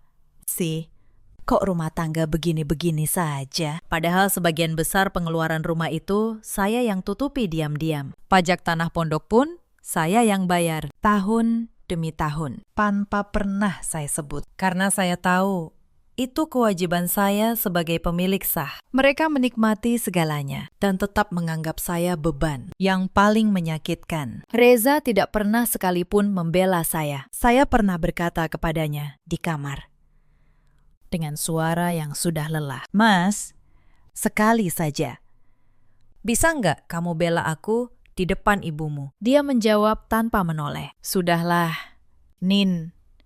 Ibu kan sudah tua, nyalah saja," selalu kata itu. Nyalah. Seolah harga diri saya adalah sesuatu yang bisa terus-menerus saya korbankan demi kedamaian semu. Saya mengalah begitu lama, sampai saya hampir kehilangan diri saya sendiri. Saya menjadi perempuan yang menunduk, yang meminta maaf untuk hal yang bukan salahnya, yang tersenyum saat hatinya hancur. Dan keluarga itu, semakin saya mengalah, semakin mereka yakin bahwa saya memang tidak punya nilai apa-apa. Itulah sebabnya, ketika kebenaran akhirnya terbongkar, saya tidak merasa menang. Saya merasa terbebaskan, seperti orang yang baru sadar bahwa dia selama ini menggendong batu besar, lalu meletakkannya. Dan untuk pertama kalinya, bisa berdiri tegak. Setelah semua selesai, saya memulai hidup baru bersama Kayla. Saya menjual sebagian kecil tanah pondok itu secara sah, dengan bantuan Pak Tono. Bukan untuk berfoya-foya. Saya membeli rumah kecil yang nyaman di kawasan yang tenang, dekat sekolah Kayla.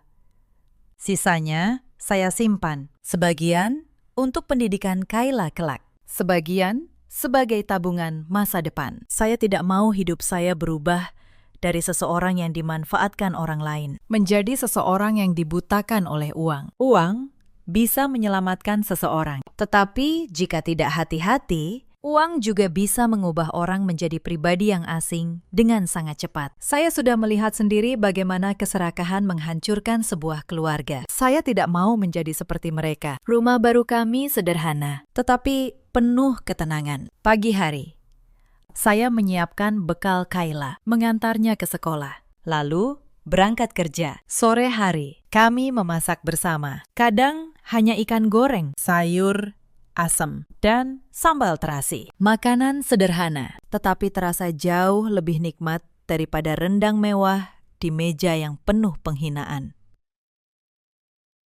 Untuk pertama kalinya dalam bertahun-tahun, saya makan tanpa harus menahan tangis. Kayla tumbuh menjadi anak yang ceria. Dia tidak banyak bertanya soal ayahnya, dan saya tidak memaksanya. Suatu malam, saat saya menidurkannya, dia berkata, "Mama, sekarang Mama jarang sedih, ya." Kalimat sederhana dari anak 6 tahun itu membuat saya terdiam lama. Ternyata selama ini, bahkan anak sekecil itu bisa merasakan betapa hancurnya saya dulu. Dan kini, dia bisa merasakan saya kembali utuh. Pak Tono, paman saya, sering berkunjung. Dia bangga dengan keputusan saya. "Kakekmu pasti tenang di sana," katanya suatu sore. Yang dia titipkan, "Kau jaga dengan baik." Bukan cuma tanahnya.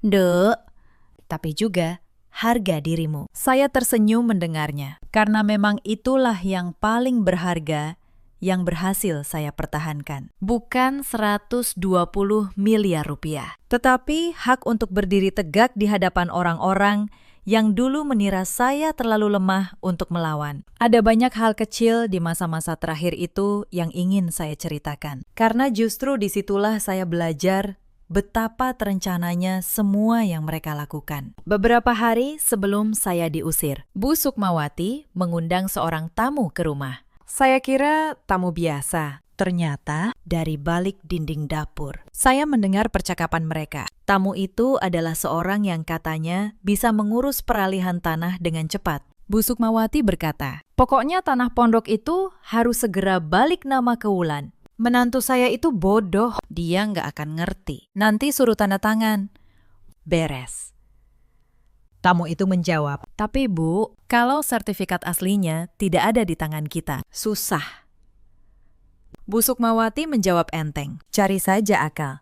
Yang penting, menantu saya tanda tangan dulu surat pelepasannya. Saya berdiri membeku di balik dinding, bukan karena terkejut, tetapi karena akhirnya mendengar dengan telinga saya sendiri betapa rendahnya mereka menilai saya. Bodoh, itu kata yang dipakai ibu mertua saya untuk perempuan yang selama 7 tahun melayani keluarganya. Saya tidak masuk ke ruangan itu. Saya tidak menumpahkan amarah. Saya kembali ke dapur, melanjutkan mencuci piring. Dan di kepala saya, satu persatu, saya menyusun rencana. Mereka mengira saya lemah. Saya akan membiarkan mereka terus berpikir begitu, sampai semuanya terlambat bagi mereka. Malam berikutnya, Reza mencoba membujuk saya dengan cara yang lebih halus. Dia tiba-tiba menjadi manis. Dia membawakan makanan kesukaan saya, duduk di tepi tempat tidur, dan berkata lembut, "Nin, aku tahu selama ini kamu capek. Aku janji, setelah urusan tanah ini beres, kita pindah. Kita mulai dari awal. Kamu cuma perlu tanda tangani 1 surat saja, biar keluarga tenang." Saya menatapnya. Pria yang sedang menjalin hubungan dengan sahabat saya, sedang berpura-pura mencintai saya demi tanda tangan. Saya hampir merasa kasihan padanya. Hampir. Aku pikir-pikir dulu, ya. "Mas," jawab saya pelan.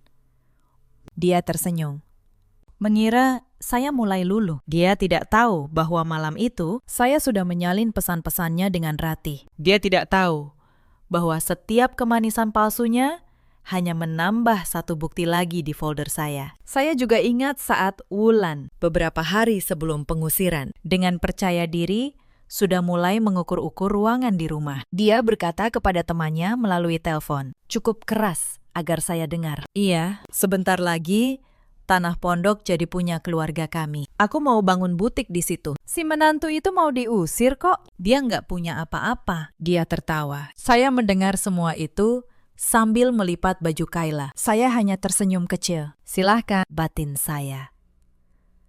Hitunglah kekayaan yang bukan milikmu. Semakin tinggi kalian membangun istana di atas pasir, semakin keras kalian akan jatuh. Dan benar, mereka jatuh. Bukan karena saya dorong, tetapi karena pondasi yang mereka pijak memang tidak pernah nyata. Ada satu momen yang tidak akan pernah saya lupakan saat di malam syukuran itu. Ketika pegawai Badan Pertanahan membacakan nama saya sebagai pemilik sah, saya melihat wajah Bu Sukmawati. Untuk pertama kalinya dalam 7 tahun, perempuan yang selalu menatap saya dengan dagu terangkat itu menunduk.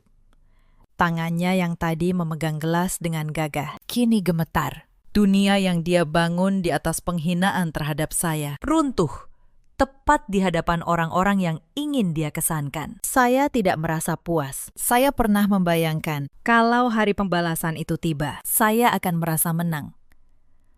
Mungkin akan tertawa. Ternyata tidak. Saya hanya merasa sedih yang aneh. Sedih karena 7 tahun hidup saya dihabiskan untuk orang-orang yang tidak pernah menganggap saya berharga. Sedih karena cinta dan kepercayaan yang saya berikan dibalas dengan rencana untuk menyingkirkan saya. Tetapi di balik kesedihan itu, ada kelegaan yang dalam. Karena akhirnya saya bebas. Sebelum saya menutup kisah ini, ada satu hari yang harus saya ceritakan utuh. Hari ketika saya nyaris menyerah dan hampir menandatangani surat yang akan menghancurkan masa depan anak saya. Hari itu, tekanan dari keluarga Pratama mencapai puncaknya. Bu Sukmawati pura-pura sakit, berbaring di kamar, dan menyuruh Wulan memanggil saya. "Ibu mau ngomong sama kamu," kata Wulan dengan wajah penuh drama. Saya masuk ke kamar itu. Bu Sukmawati berbaring lemah. Suaranya dibuat parau. "Anindya," katanya. "Ibu sudah tua. Ibu cuma mau melihat keluarga ini damai sebelum ibu menyusul bapakmu. Kamu tanda tangani surat itu, ya? Demi ketenangan ibu. Apa susahnya buat kamu? Toh kamu memang gak punya hak apa-apa atas tanah itu." Reza berdiri di samping, menambahkan. "Iya, Nin." "Kasihan ibu, tanda tangan saja." Saya berdiri di sana, memegang pena yang disodorkan Wulan dengan surat pelepasan di atas meja. Sejujurnya, saat itu ada bagian dalam diri saya yang lelah. Bagian yang berkata, "Sudahlah, tanda tangani saja, supaya semua ini berhenti." Bagian yang sudah terlalu lama terbiasa mengalah. Tetapi saat pena itu hampir menyentuh kertas, saya teringat dua hal. Pertama, suara kakek saya.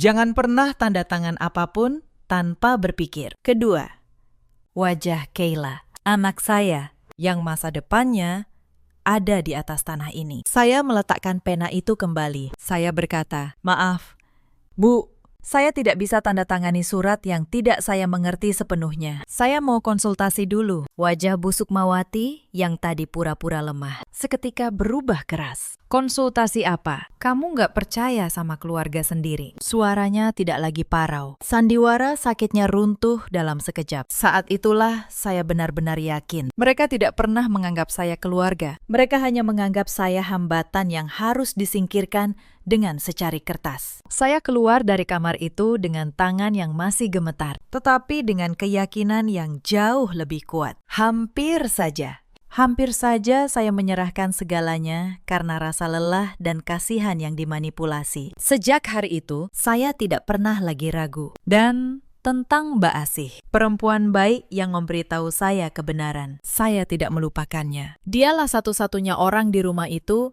yang masih punya nurani.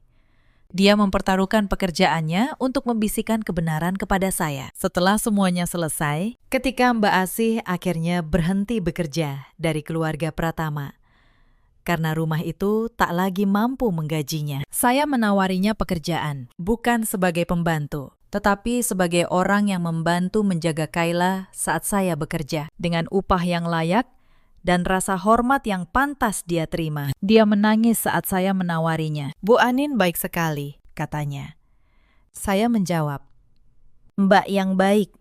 Mbak satu-satunya yang membela saya saat semua orang menjatuhkan saya. Kebaikan, saya percaya, selalu kembali. Sama seperti keserakahan selalu menemukan jalannya untuk menghancurkan pemiliknya sendiri. Begitulah sebuah rumah tangga yang dibangun di atas penghinaan. Sebuah keluarga yang serakah atas tanah orang lain. Sebuah pengkhianatan dari suami dan sahabat. Semuanya runtuh, bukan karena saya membalas dengan kemarahan, tetapi karena saya bersabar pada waktu yang tepat dan bangkit pada waktu yang tepat pula. Cerita ini mengajarkan satu hal yang ingin saya titipkan kepada kalian semua. Jangan pernah menilai seseorang lemah hanya karena dia memilih diam. Dan jangan pernah mengira bahwa kesabaran adalah tanda bahwa seseorang tidak punya kekuatan. Kadang, orang yang paling tenang justru menyimpan yang paling banyak. Ada banyak perempuan di luar sana yang seperti saya dulu. Perempuan yang menunduk di meja makan, yang menelan air mata saat mencuci piring, yang menghibur diri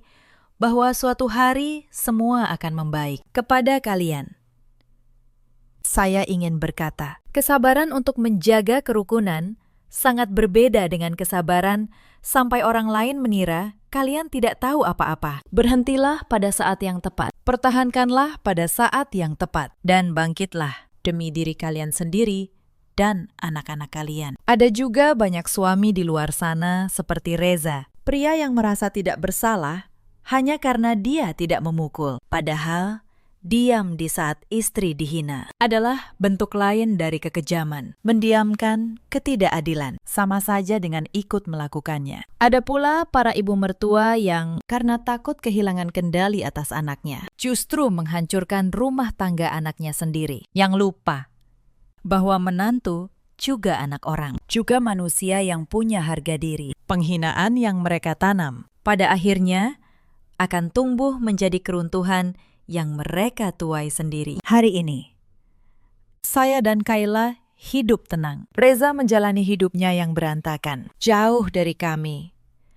Ratih lenyap entah kemana, ditinggalkan oleh keserakahan yang dia kejar. Wulan mengurus ibunya yang sakit di rumah yang kini sepi. Dan saya, perempuan yang dulu mereka sebut bodoh dan cuma numpang, kini berdiri di atas tanah saya sendiri dengan kepala tegak Bersama anak yang saya cintai. dalam hidup. Kita semua punya pilihan. Pilihan untuk terus mengalah sampai kehilangan diri sendiri. Atau pilihan untuk berhenti, mempertahankan apa yang menjadi hak kita, dan bangkit. Kebaikan adalah hal yang harus selalu ada dalam diri kita. Tetapi kebaikan yang diberikan kepada orang yang salah atau di tempat yang salah hanya akan menjadikan kita sasaran untuk dimanfaatkan dan dalam urusan apapun. Terutama yang menjadi hasil jerih payah atau peninggalan dari orang yang kita sayangi. Kita harus tahu cara mempertahankannya dengan hukum, dengan bijaksana, dan dengan kepala dingin. Itulah kisah saya. Terima kasih sudah menemani sampai akhir. Jika cerita ini menyentuh hati kalian, atau jika kalian pernah merasakan hal serupa, ceritakanlah kisah kalian di kolom komentar. Mari kita saling menguatkan. Jangan lupa tekan tombol suka dan subscribe, agar kita bisa kembali merenungkan kisah-kisah kehidupan lainnya. Sampai jumpa di cerita berikutnya.